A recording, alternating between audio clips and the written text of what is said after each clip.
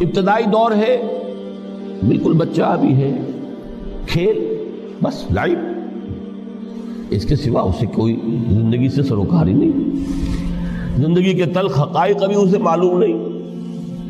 بھوک لگی تو رو پڑے، ماں نے دودھ پلانا ہے، کھلانا ہے، ان سے تو کچھ نہیں کرنا اس نے، وہ لائب کھیل۔ لیکن تھوڑا سا آگے چلتے ہیں، ٹین ایجر سٹیج میں جب داخل ہوتا ہے آدمی تو اب وہ نرا کھیل، معصومانہ کھیل نہیں رہتا، اس میں تلذذ، سینشول گریٹیفیکیشن کا عنصر شامل ہو جاتا ہے۔ اب اس کے کہا لہو، اعلموا انما الحیات الدنیا لعب و لہو۔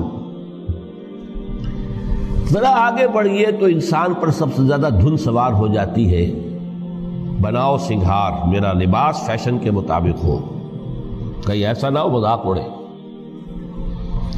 اپنے لباس کے بارے میں بہت کانشیس ہوگا، اپنے ہیئر کٹ کے بارے میں بہت کانشیس ہوگا، ہر چیز کے بارے میں بہت کانشیس۔ زینت، بناؤ سنگھار، آرائش، زیبائش۔ اس سے ذرا آگے گئے، تکاثر فی الاموال والاولاد، تفاخر بینکم۔ یہ سمجھیے کہ تقریباً 30 برس کی عمر جب انسان کی ہوتی ہے، اب فخر، تفاخر، یا دولت پر فخر ہوگا، یا نسب پر فخر ہوگا، یا اپنی کسی سیاسی حیثیت پر فخر ہوگا، اپنی چودراہٹ پر فخر ہوگا۔ تفاخر بینکم، جس میں جان میں چونکہ توانائی ہوتی ہے، قوت ہوتی ہے، لیکن اس کے بعد جب عمر ڈھلی بڑا ریئلسٹک ہو جاتا ہے انسان۔ پھر یہ جو چوتھی سٹیج تھی، اس میں تو یہ کہ مونچھ نیچی نہ ہو، چاہے سب کچھ میں اپنا خرچ کر دوں، داؤ پہ لگا دوں، لیکن مونچھ نیچی نہیں ہوگی۔ آخری سٹیج وہ ہوتی ہے کہ پھر ہوکا لگ جاتا ہے آدمی کو، تکاثر فی الاموال والاولاد، مال اور اولاد کی کثرت کثرت کثرت۔ اب یہ ہوتا ہے کہ مونچھ نیچی کیا، مونڈ بھی دی جائے تو کوئی حرج نہیں، مال آنا چاہیے، ویری ریئلسٹک۔ اور اسی حال میں انسان ہوتا ہے، آخری پارے کی صورت نے پھر اس میں ایڈ کر کے اس کے اوپر مہر لگا دی، الہاکم التکاثر حتی زرتم المقابر۔ یہ تکاثر جو ہے پیچھا نہیں چھوڑتا، اتنی دولت بھی ہے کہ آپ کی 10 نسلیں کھا سکے اطمینان سے بیٹھ کر، تب بھی صبر نہیں ہوتا۔ بڑے میاں کی ٹانگیں جو ہیں وہ قبر میں لٹکی ہوئی ہیں، لیکن تکاثر جو ہے، تکاثر مال، وہ پیچھا نہیں چھوڑتا۔ حتی زرتم المقابر، یہاں تک کہ قبر تک جاؤ، قبر میں اتار دیا جائے، جب تک ٹانگیں صرف لٹکی ہوئی ہیں اس وقت تک نہیں۔ اس کے بعد تشبیہ دی ہے کہ یہ حیات دنیاوی کا جو ایک سائیکل ہے، اعلموا انما الحیات الدنیا لعب و لہو و زینت و تفاخر بینکم و تکاثر فی الاموال والاولاد۔ اب اس کو کمپیئر کیا ہے پلانٹ کنگڈم میں جو سائیکل چل رہا ہے۔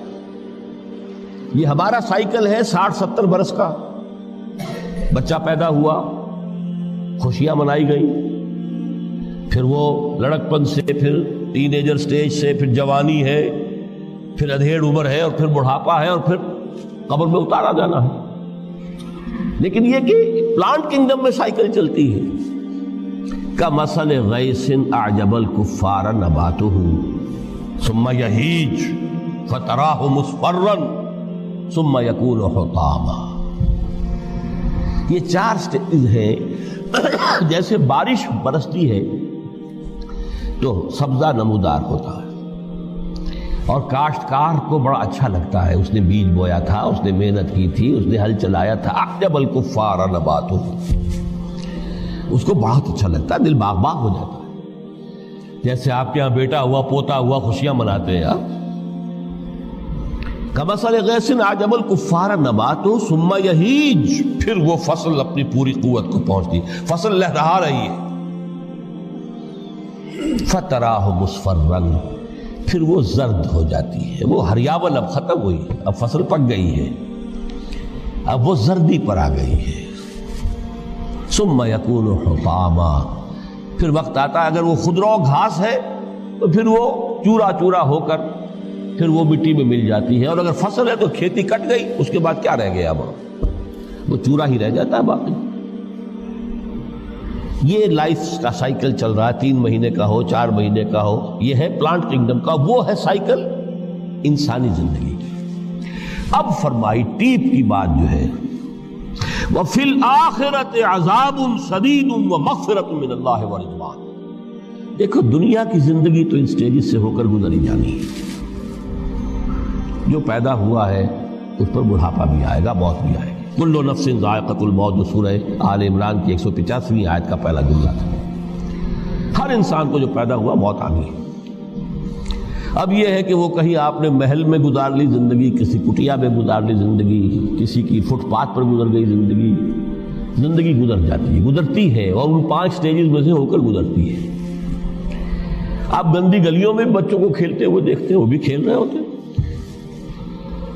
نالیوں کے پانی کے اندر کھیل رہے ہوتے ہیں، ان کا بھی کھیل ہے، گندے جوہڑ میں کھیل رہے ہوتے ہیں۔ وہ تو ہے زندگی کی وہ سٹیج جو ہے کھیل کی ہے۔ کسی کے پاس بڑے قیمتی کھلونے ہیں، ان سے کھیل رہا ہے، کوئی اس طرح گلی ڈنڈا کھیل رہا ہے یا کچھ اور کھیل رہا ہے، لیکن وہ 5 سٹیجز تو آئیں گی۔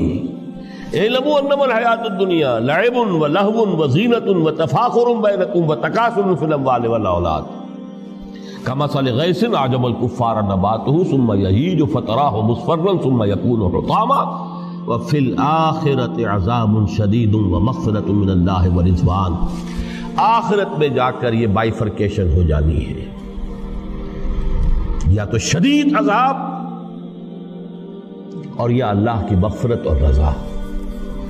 Now the choice is yours، اما شاکرا و اما کفورا، فیصلہ تم خود کر لو۔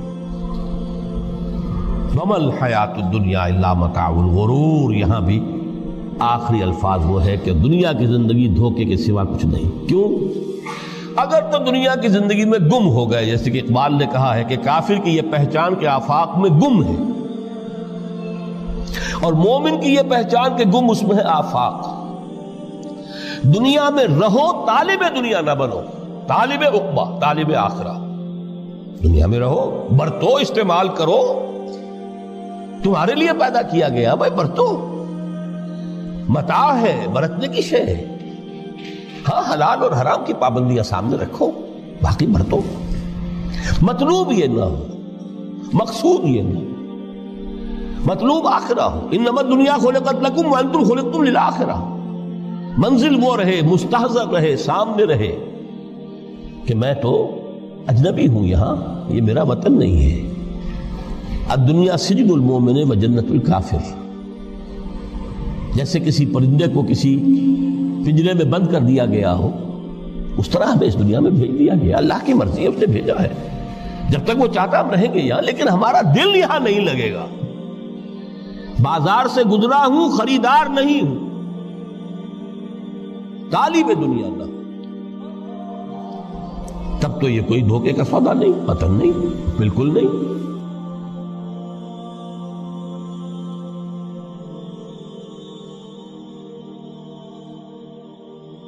چڑھ دے سورج ڈھل دے ویکھے،